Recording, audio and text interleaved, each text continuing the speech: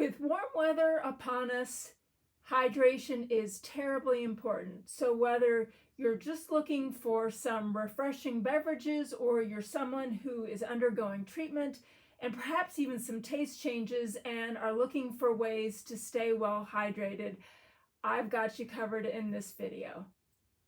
Hi, my name is Mary Johnson. I'm a registered dietitian and owner of Healing Food for Cancer. I'm really excited about this video today because it really affords you the opportunity to create something delicious that is customized to your specific tastes. So as I mentioned, you might be someone who's undergoing treatment, and even the taste of water has changed for you and you need some creative ideas to kind of mix it up. So a few little housekeeping details and an overview of our ingredients and tools before we get started. I have some cherries here, some blueberries, some lavender, and this is culinary lavender, a little slice of watermelon.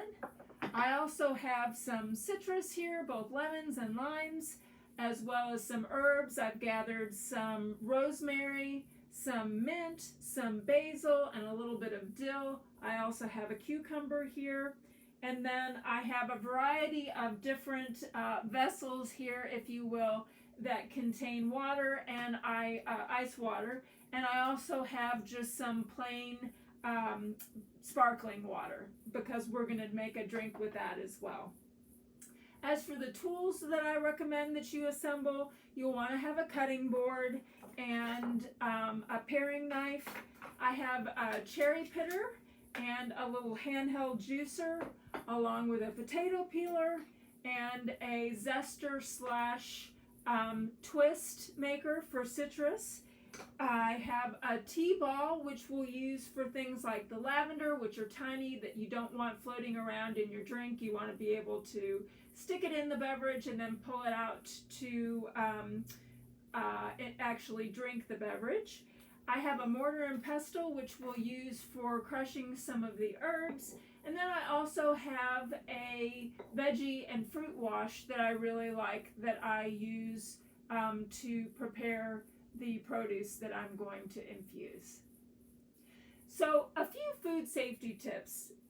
First off, I would recommend, if at all possible, using organic produce, because we're going to be letting these things sit in our drink, and so anything that has been applied to the skins will also infuse into your drink. So I would recommend A, organic, and then B, a good veggie wash, and I'll drop a link below to this veggie wash that I get off Amazon.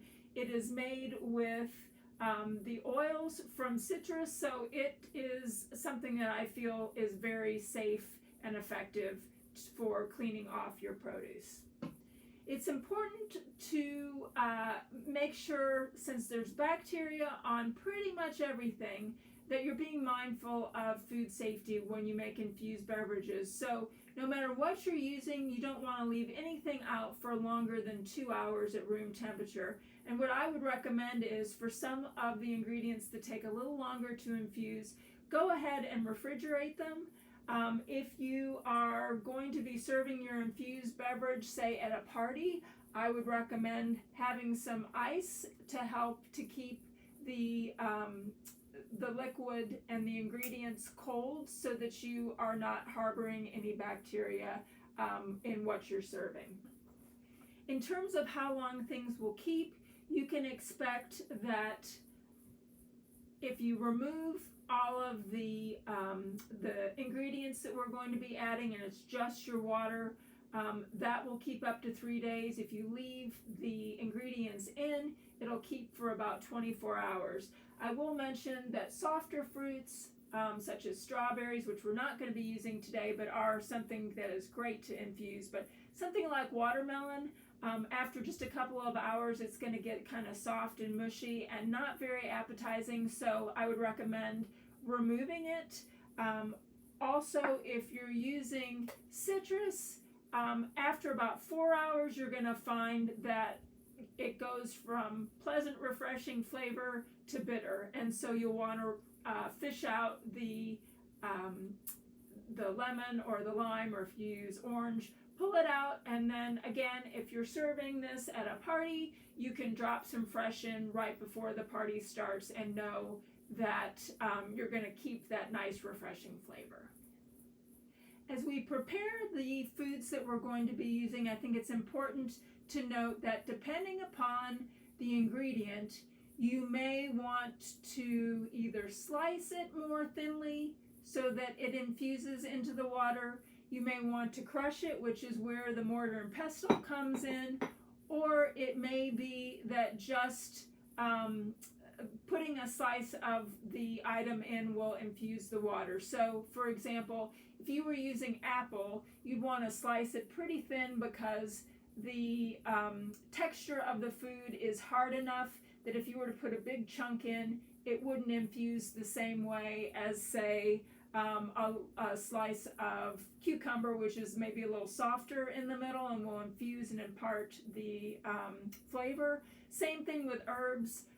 You may want to, especially something like rosemary, you may want to use the mortar and pestle to infuse the oil. So now that we've done an overview of all of the ingredients, it's time for the fun part, actually concocting some fun combinations. And I will drop a link to a book that I really like, the Flavor Bible, below. It is a great book, for instance, if you want to learn about what goes with cucumber or rosemary or lemon. It provides suggestions for delicious combinations, not only for something like infusing water, but for baking and for cooking as well. We're going to start out with rosemary, and it might seem like rosemary is a peculiar thing, but rosemary goes well with both lavender and lemon. And if you are experiencing taste changes, depending upon how that tastes to you, you might even want to add a little bit of honey to give it a little bit of sweetness, but these savory flavors can be very pleasing together. So I've got a little bit of lemon here that I'm going to go ahead and add in the form of just a squeeze of juice. I'm going to give the lavender a little tapping here to kind of help to infuse the oils. So I'm going to stick that in here. And then I've added some lavender to a tea ball, and so I'm going to stick that in here to start infusing. So we've got our three flavors. I'm also going to add just a little bit of rosemary as a little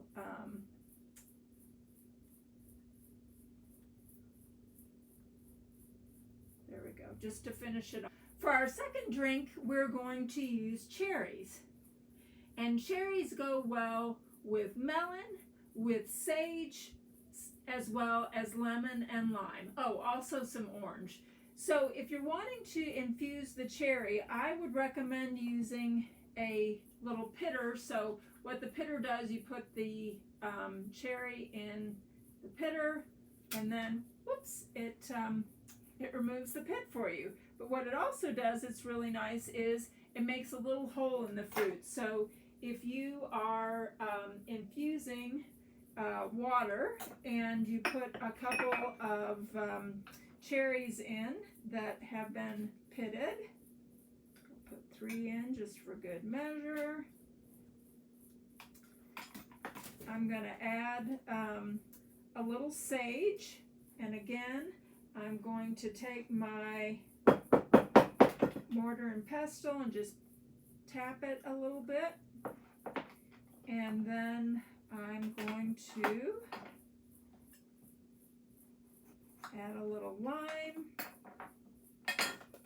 Now all this is very much based upon your taste preferences. So if you're thinking, oh, I wouldn't put sage in a drink, totally fine. You can stick with just the cherries along with the lime. So that's our sage, our cherry, and our lime juice. And again, you could put some lime zest or a little garnish of lime on as well. For our third drink, we're going to use berries, and you could use any type of berries, so strawberries, raspberries, blackberries. I happen to have some blueberries here, and I'm going to drop just a few blueberries into the beverage so that they so there's some whole berries there for appearance sake. But then I'm going to take a few berries, and this is why I've been using my cutting board so far, as I've been using my mortar and pestle. I've been kind of holding out for crushing a little bit of fruit, just for flavor's sake. I've crushed a few blueberries so that we'll get some of that nice berry flavoring.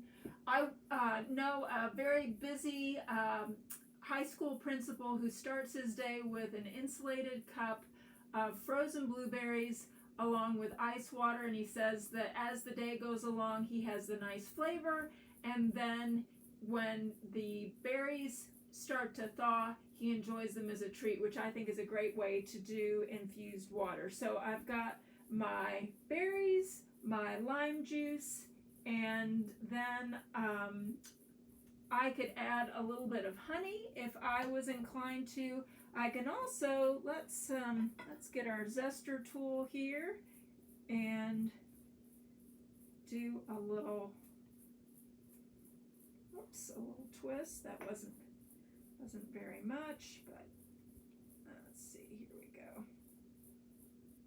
For our next combination, we're going to use some mint, and mint goes well with things like lavender and basil, as well as ginger, citrus, and cucumber. So I think I'm going to use my large container here, and I am going to take some of the leaves off the bottom and kind of tap them to add to the infused water.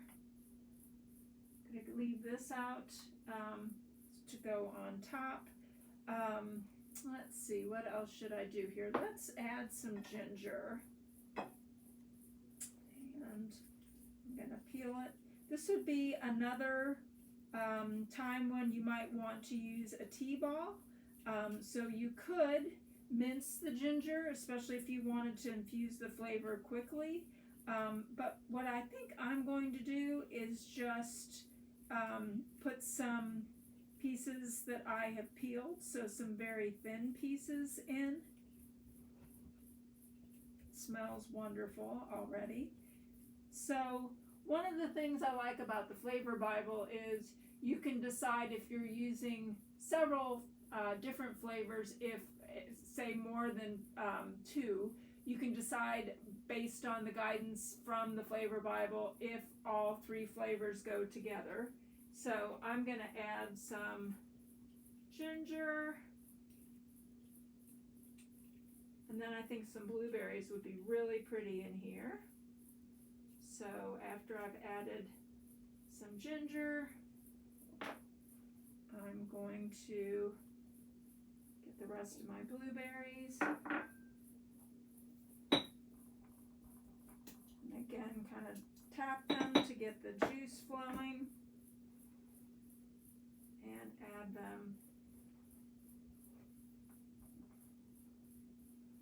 And I can garnish it with a little mint on top. I think I'm going to add a little bit of lemon. I think that would just be the perfect touch.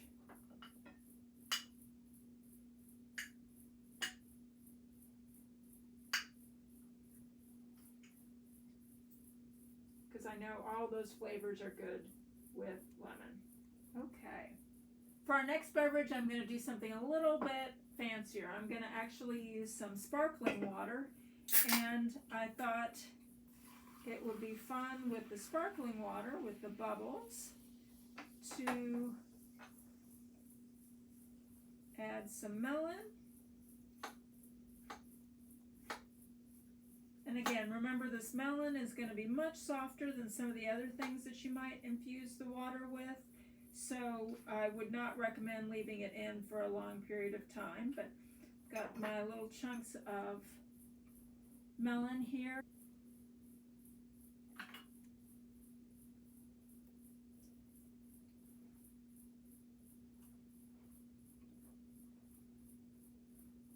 I'll add some cherries.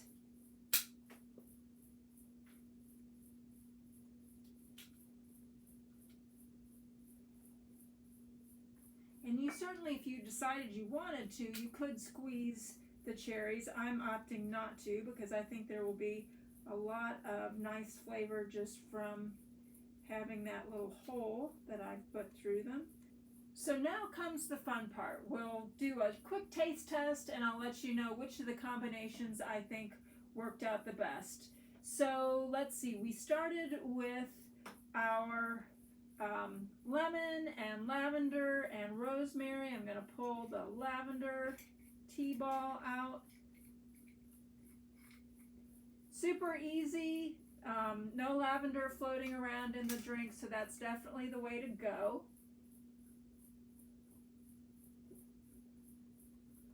Very refreshing.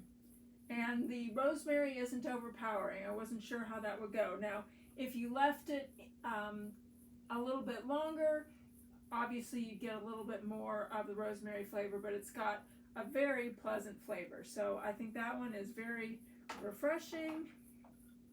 This is our cherry and citrus with sage.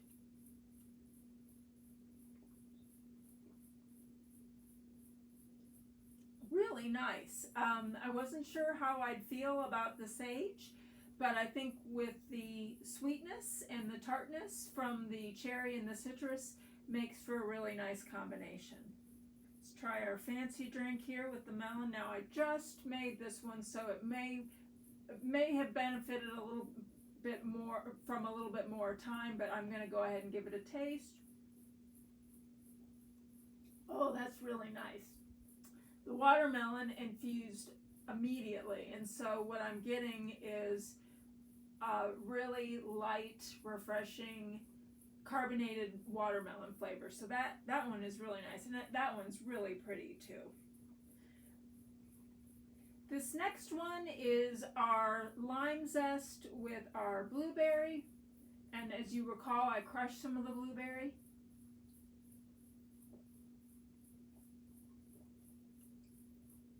Very nice. I'm tasting more lime than I am blueberry though.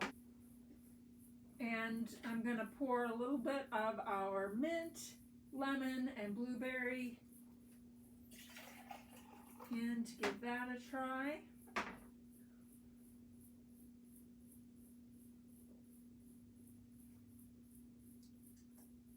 think that one needed some more time. So that combination is one that you probably would want to leave closer to 2 to 4 hours. Again, it'd be a good idea to keep it refrigerated. So I think that of all of them, I really like this watermelon flavored one, and you could do it with or without the carbonated water, and I think all of them I think are very refreshing. So with that, I'm going to wrap up. I hope you've enjoyed this video. As always, my videos are not intended to be a substitute for one-on-one individualized care. I urge you, especially if you're undergoing treatment, to consult with your care team about how much you should be consuming in the way of fluids each day so that you maintain good hydration. If you're interested in learning about working with me one-on-one, you can visit my website at healingfoodforcancer.com. Thanks so much for watching, and I'll look forward to seeing you in the next video. Bye-bye.